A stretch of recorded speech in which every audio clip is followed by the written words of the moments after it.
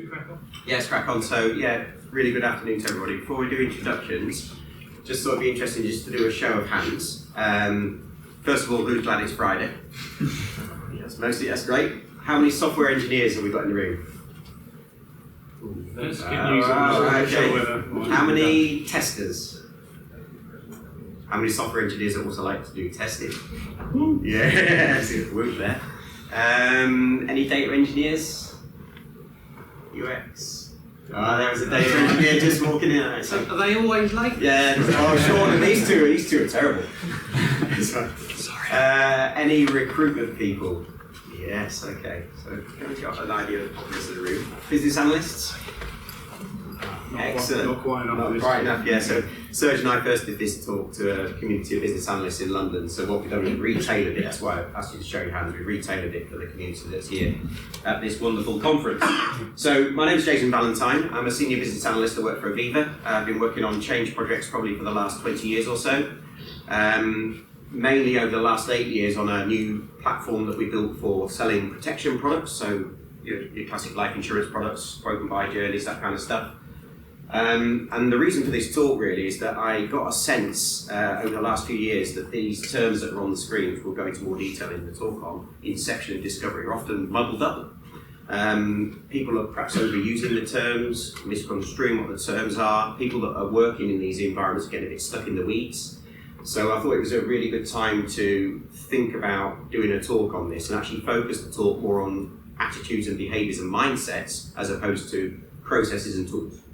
So that was the kind of backdrop to the talk. And so what I did was I reached out externally and internally, and Serge was someone I worked with before at Aviva, and Serge, I think you resonated with the topic and the reason for it. Well, I replied anyway. You replied, yeah, and then I wrote him into co-speaking. It was an interesting topic, and my immediate kind of reaction was, yeah, I know all about stuff. That makes perfect sense. I know exactly what discovery is. I know exactly what Inception is. I'm an agile coach. I've been for about 7 or 8 years now, so I'm supposed to know these things anyway.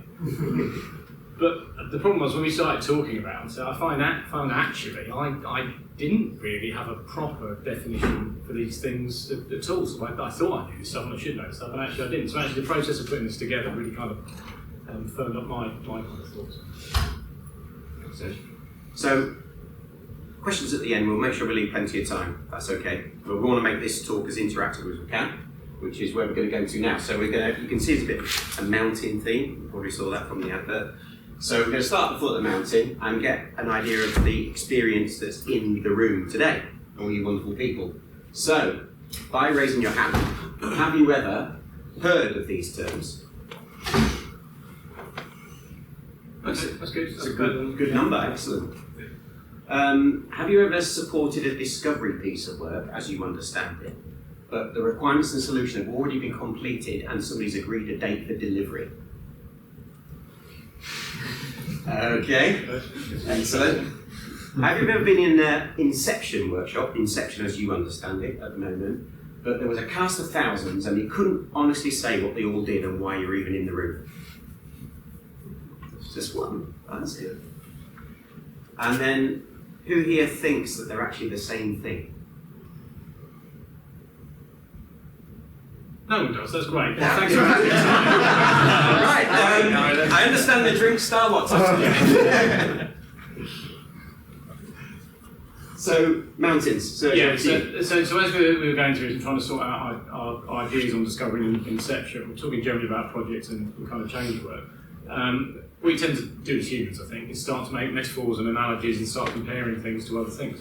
And this recurring theme of expeditions and exploration, maybe mountain climbing as a pursuit, had loads and loads of parallels with delivering change and understanding change and going through certainly Inception and discovery.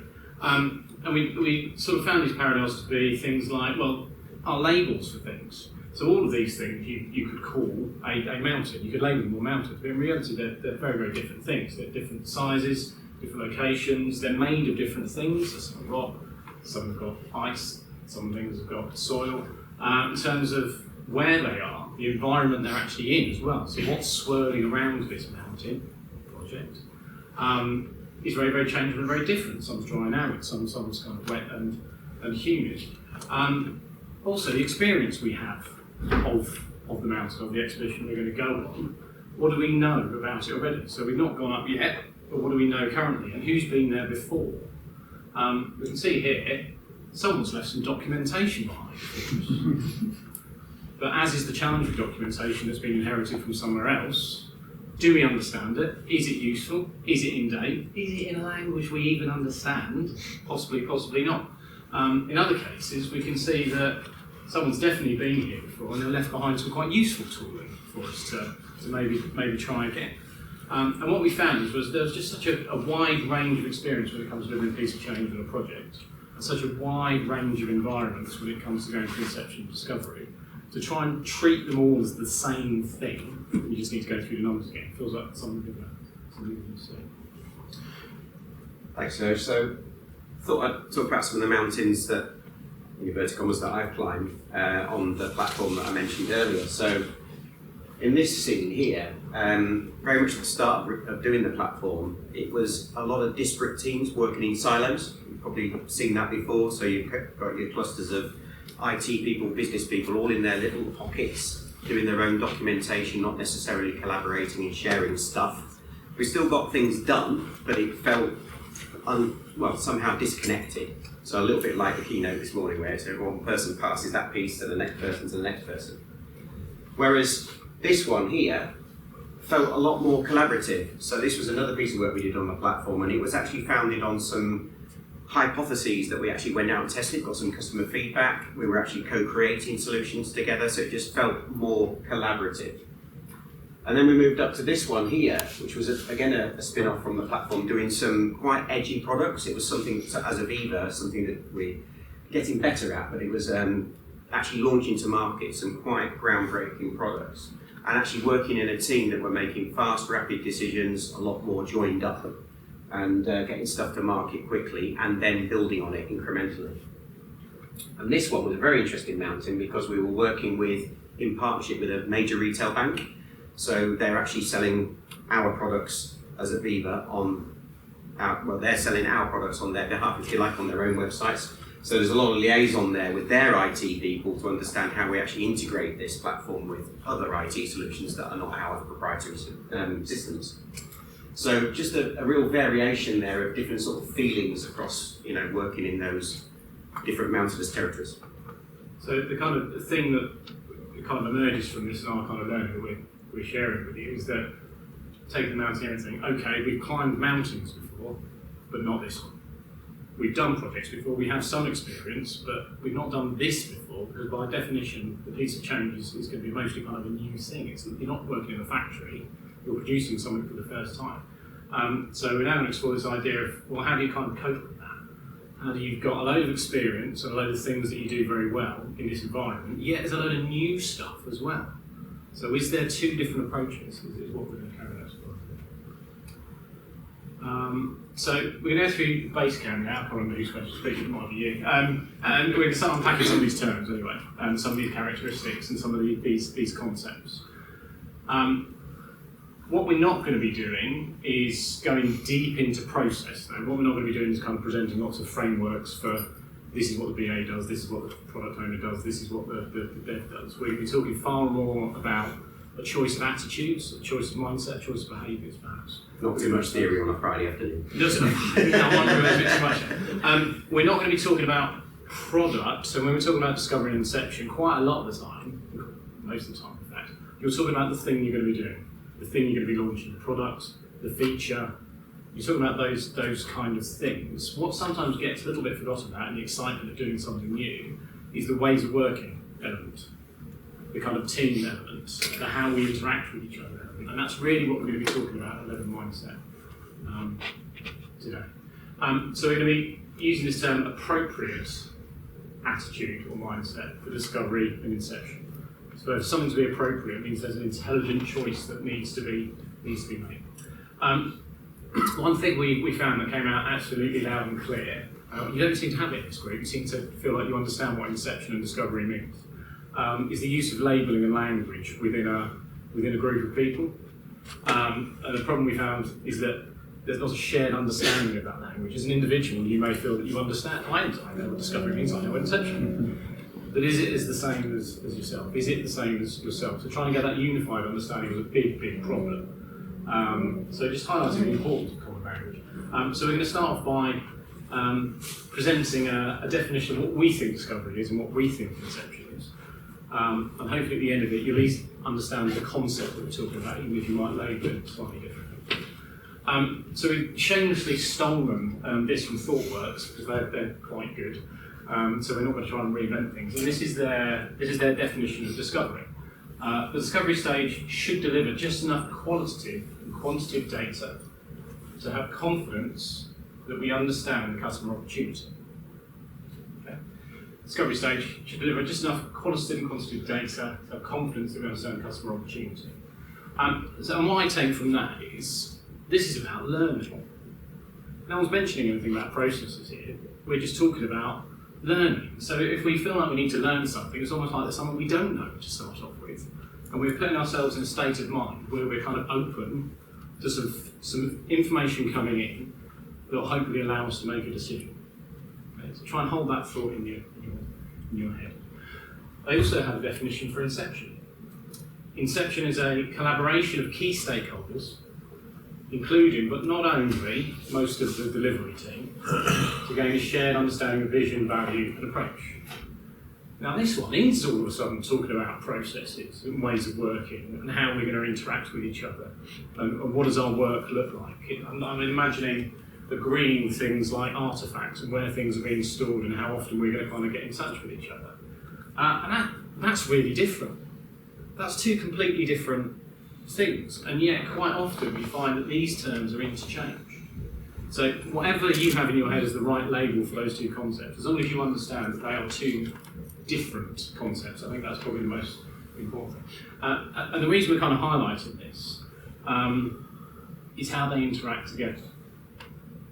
Because I think what ends up happening is that the stuff you want to discover, the information you find out about the market, the product, how customers use things, whatever it is going to have an influence on the team you select, the technology you select, how you set your team up, how often you want to be doing things, all those mechanisms of delivery. And those mechanisms of delivery are going to enable, or maybe not enable, your ability to do discovery. And so you get this cycle happening, this inception activity, hopefully enabling your ability to discover things, what you've learned there, coming back in again. So it's hardly surprised that these terms all get kind of jumbled up and mixed up and are used interchangeably.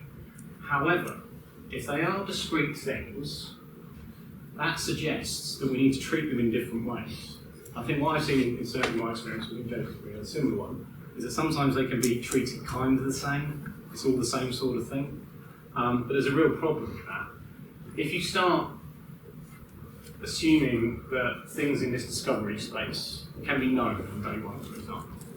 So imagine that in the room, bigwigs come in, talk about, okay, we're going to launch this product. We've got some data, it says that the customers want this product, it's definitely this product. And you just launch it.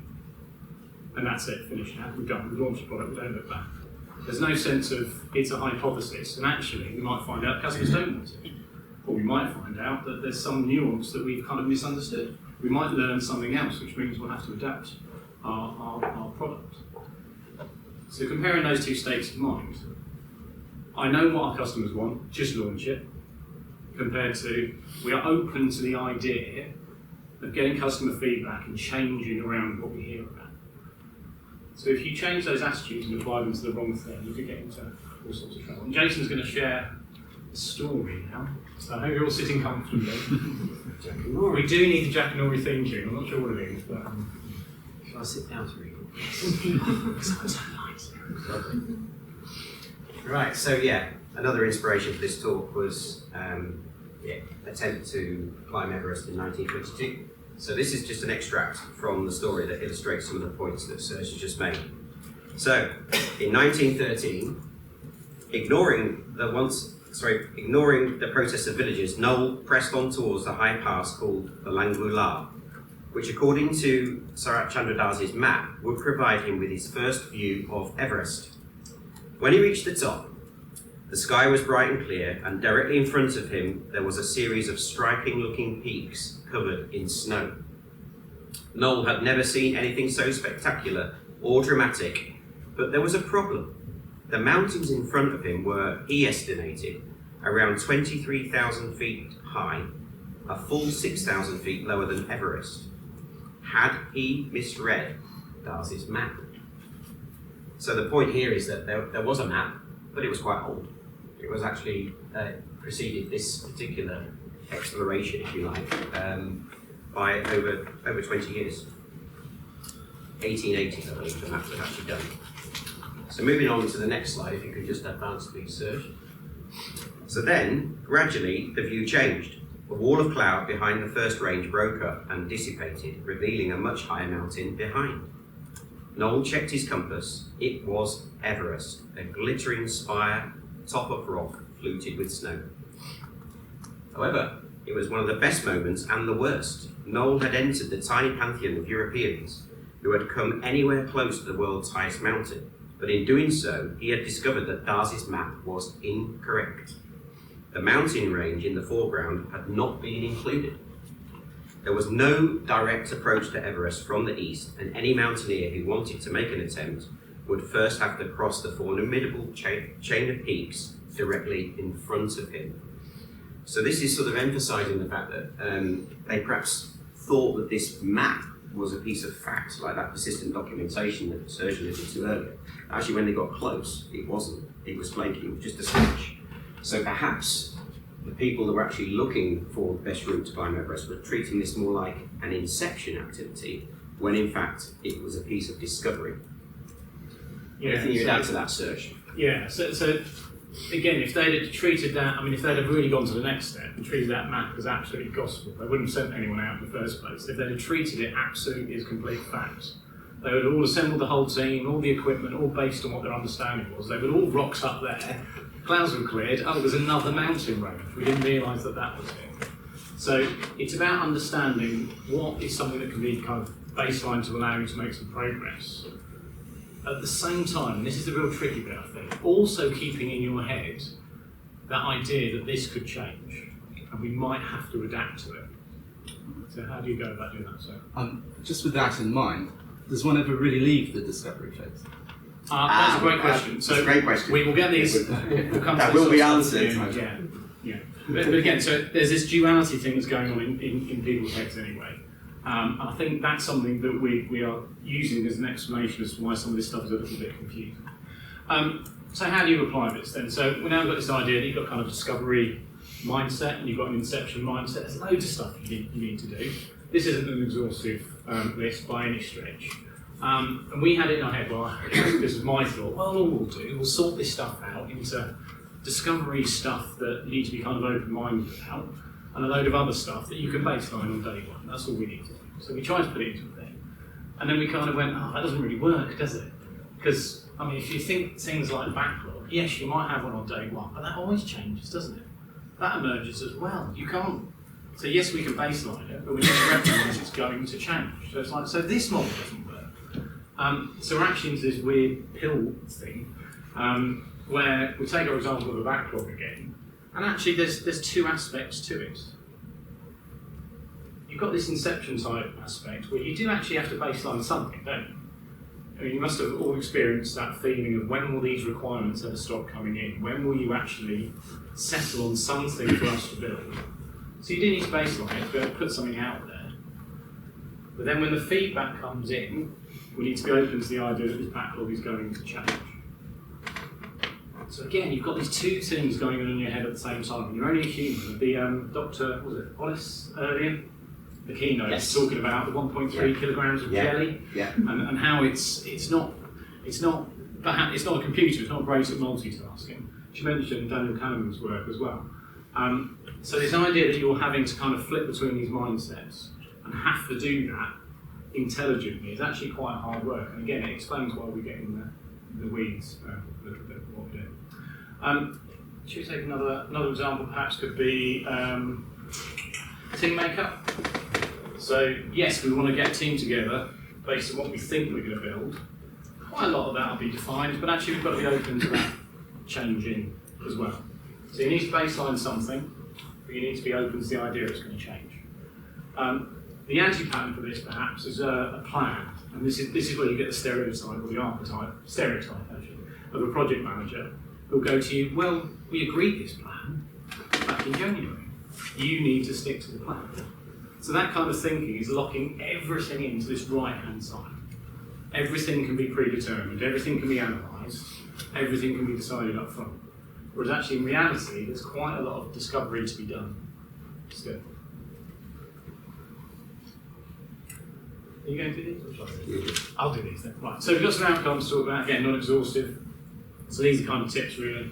When it comes to discovery outcomes, what we're trying to do is learn enough about the problems and pain points of the customers. There's a key word here, enough. And it's enough so we can put something out there to see if it does solve the problem. Enough is a tricky one though, isn't it? That's not an absolute measure.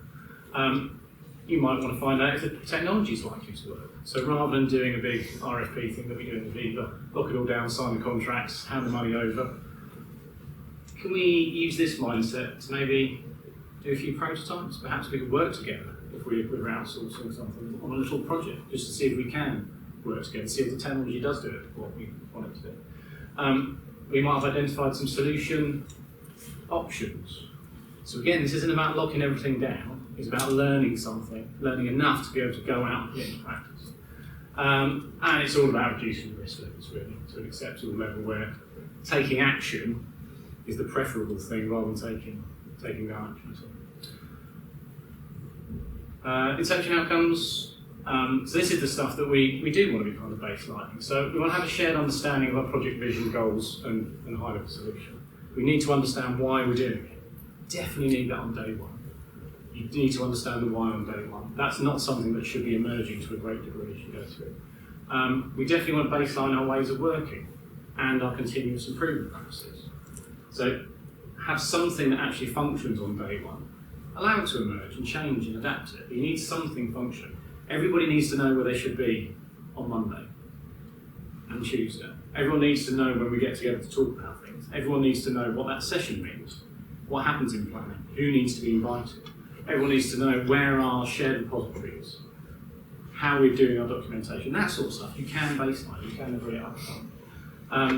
Evaluate some risks and coming up with a plan that costs for an early release of business value. So your plan should definitely be about how do we get some business value released? Where's that first point? Where's that first point of learning? Although recognising that this could change. Thank you, Jess. Yeah, so thank you, Serge. So camp one then is just about how do we, as change professionals in this room, set ourselves up to do the things that we've just talked about. So just thinking about some of the attitudes in the room that we might have when entering into a discovery and inception. So no need to show hands, but just a few ideas here. It might be an attitude of more the merrier. We're agile after all, so let's just take everything they want in. We just need to get the form filled out so we can get through the gate. But that was the backlog we agreed on day one, and deviation discovery should be denied. What will be, will be. It looks like there's an outside audience that's trying to come in here. It's the mountain. We're going higher up, you see, Serge. It's atmospheric pressure, oxygen.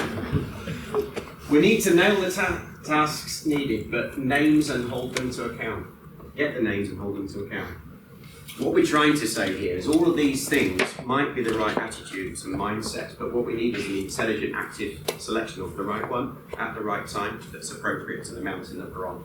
Yeah, so stuff like this, let everyone come in, we want everyone coming in, you kind of think, oh, crikey, that sounds a bit.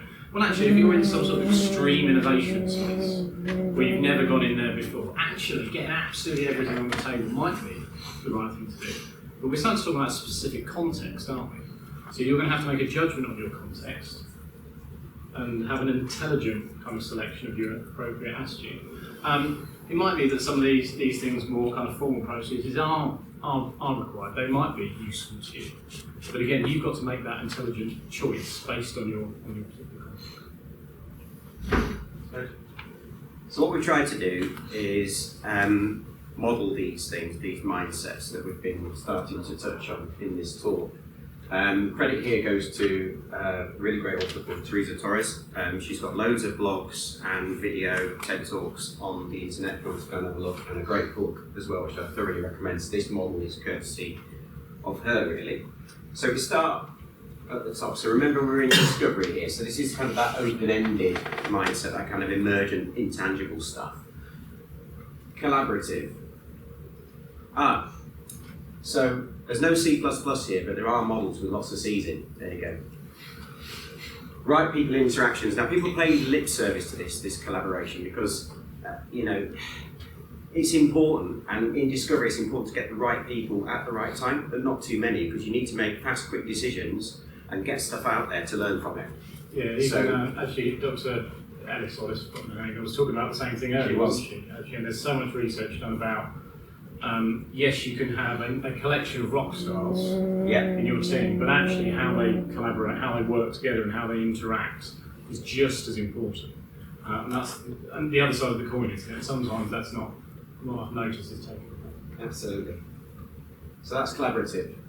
Now, to answer the question at the back of the room, continuous. So one of the things that a lot of authors in this space say is that this is not a phase.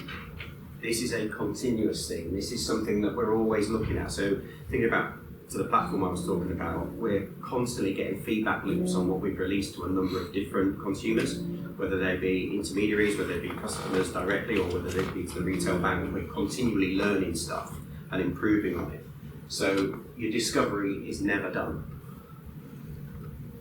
And we're always looking for those new opportunities to extend, the customer value, the business value of what we've done and what we've put out there.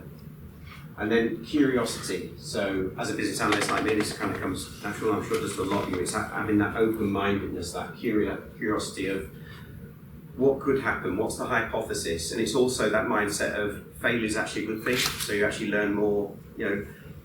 Good tests kill flawed theories. I think that's the Hopper. Is that right? Karl Popper. Yeah. So it's actually a good thing to learn from your mistakes.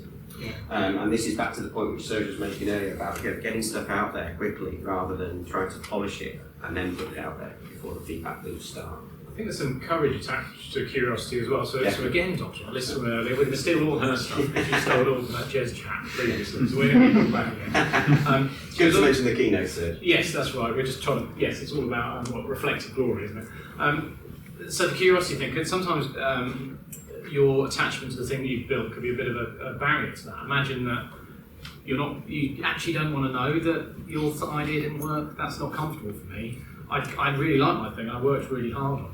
The idea that this isn't needed anymore, emotionally, that's kind of difficult. So that sensibility could be a barrier to curiosity. You might not want to know it doesn't work. So by having that sort of explicitly in a framework, it's like, no, this is part of the job. To be curious, it's something I have to do if I'm in my profession. Excellent. I think the phrase this morning was it the Stephen King interpretation to kill your darlings. Kill your darlings. Kill your darlings. Kill your darlings. That's where that probably resonates. So what Serge and I have done is rework that model slightly to think about Inception. So we've actually come up with this. So collaboration is still there, and it's all about the right people interactions. But remember, in the Inception space, you're probably bringing more people in. So in discovery, you're doing all that co-creation stuff. So you might have UX, you'll have somebody product owner, business, IT people. But here you're probably going to have some of the more, if you like, unloved roles. So this is where you might start, having to look at your IT security, for example, or your risk elements that are attached to the piece of work that you're doing. So it's become more collaborative because there's more people. So again, back to the keynote this morning, it's a big group. It's not just passing along a chain of 4 people. And then there's the certainness that we've been touching on. So this is where you want to maybe go and grasp that certainty where it exists. So what is our single version of the truth? What is our backlog looking like? But remembering keynote from yesterday, you can't predict the future. So there's always going to be an element of uncertainty where you might need to do some more discovery to actually solidify that. Yeah, and actually that relationship to how you then set up to discover becomes really important. So your certainness might be, we are certain about the next experiment we're going to run. And we are all working towards the next experiment. That's the thing we're certain. What we're not certain about is what's going to happen as a result of the experiment. We don't know what we're going to learn. We can just be certain that we are aligned as a team to deliver the experiment. So again, you've got this duality thing going on, which is quite hard for humans. And that's a good point about the team there, Serge, because you definitely know who your product owner is going to be moving forward with this piece of work. You know what like team makeup is going to be and who's involved. So that's another example of certainty. But roadmaps, be careful. Again, back to the keynote yesterday, you can't have roadmaps, there's different roads that take you there. Conciseness. So this one is about that kind of breadth versus depth. So you might want to do deeper dives on some of the more complex aspects of the thing that you're doing, but you've got to be careful not to go too down to the seabed. So it's keeping that kind of breadth of the analysis that you're doing and what you're trying to find out. I think this works for trying to lean processes as well. So thinking about, so there's lots of devs in here, so pipelines, you know, it's all seems to be about automating pipelines, simplifying pipelines, getting things into production quicker. That's definitely where you want to be trying to strip out the fat. And you definitely want to be trying to automate those things because you definitely want certainty in your deployment pipeline. The stuff to the left where you're trying to solve problems, that's far more kind of tangible. But this is again back to the point Jason's making, where you're dealing with something that can have certainty, where you're dealing with something that needs to be concise and simple, then definitely do it. Definitely apply that mindset. So this is where perhaps your ways of working as well. Absolutely. Where you're talking to. Excellent. So what we've had a go at doing, and again, this is not set in stone, but we've tried to sort of combine the two models with the things that are more like discovery on this side and things that are more like Inception. So collaboration is obviously the big important thing, hence its central position in this model. And then you've got the things that are more Inception-like and discovery-like on either side. So the certainness, the conciseness, the curious, and the continuous. Now these things might intermingle a little bit, as Serge will come on to in a moment, but the key point here is that you can see that you've got a model that encompasses it all. Anything you wanted to say on that one, Serge, before we move on? No, I'm looking at the clock repeatedly, so I feel like we're up against it. Yeah. I'll let you know. So we had thank you. So we had a bit of a delve around what does the internet say? What does the universe say about discovery and Inception? I had someone mention something maybe about sequential. Is it sequential or not sequential? This is a model that we just took, for example, from Equal Experts, I think. And I found it quite surprising because a lot of this stuff I think is quite good. But on their model, they've got that you do discovery, you stop, you think about whether you want to carry on, and then you do Inception, and then you stop and think about whether you want to carry on, and then you just deliver. And it happens one after the other. And we're saying that seems a bit wacky. And you've got some other quite high-level kind of broad statements here. But then they've also got this statement, which is in practice, high-performing teams often run aspects of discoveries, inceptions, and delivery in parallel. So it's like, oh, right, what have you put that up here for? What's this all about? And we do wonder whether the kind of world we're in, everything's got to be snappy in one single infographic, and actually it's quite hard to put a complex thing on one page sometimes. So we wonder whether we suffer from that bit. So we tried to put it all on one page, and came up with this. So yes, I can now see their point as why they didn't attempt it. But I think what we're doing, just kind of picking up your point at the back, is that alongside project stuff, actually you've got a product lifetime happening all the way along. And actually, as Jason was alluding to earlier, you get feedback off that product, whether you're kind of asking for it or not necessarily. How many customers are using your stuff? How are they interacting with your stuff? How many people are dropping out on your journeys? All this kind of stuff is happening whether you've got a project going on or not. So that's giving us some feedback. But then you might have projects going on as well as some continuous improvement activity, and you're getting feedback from that as well all the time.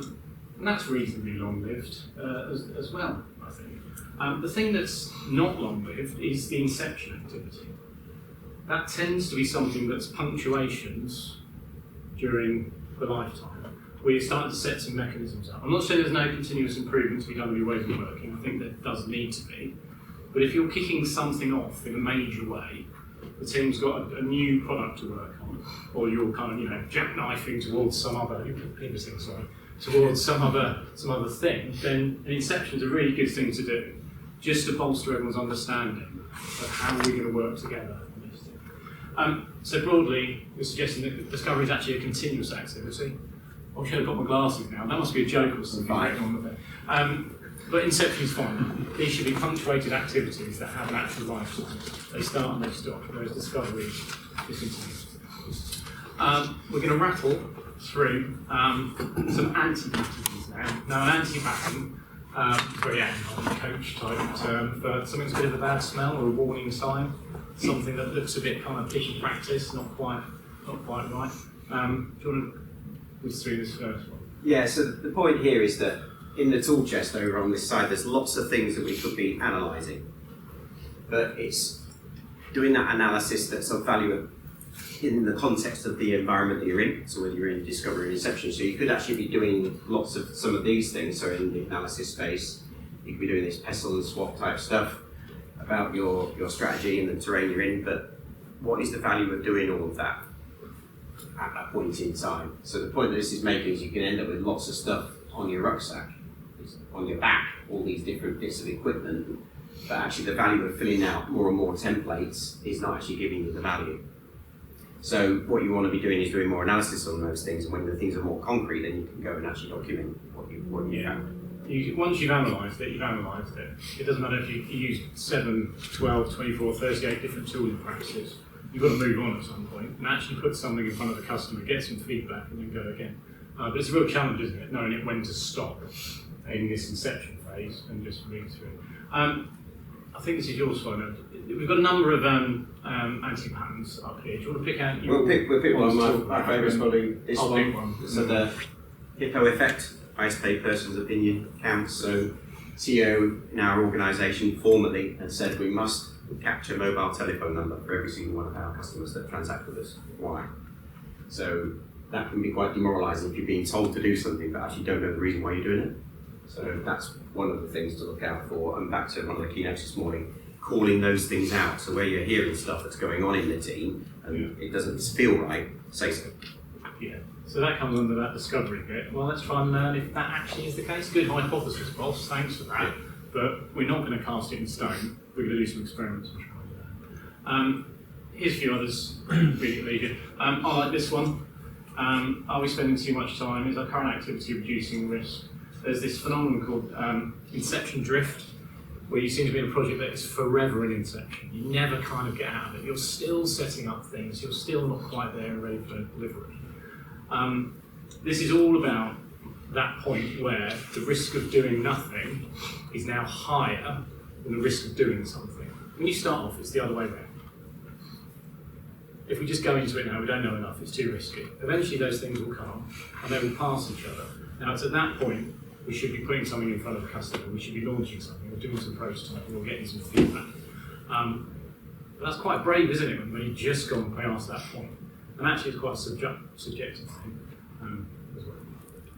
So there's lots on there, but we probably haven't got time to go through them all.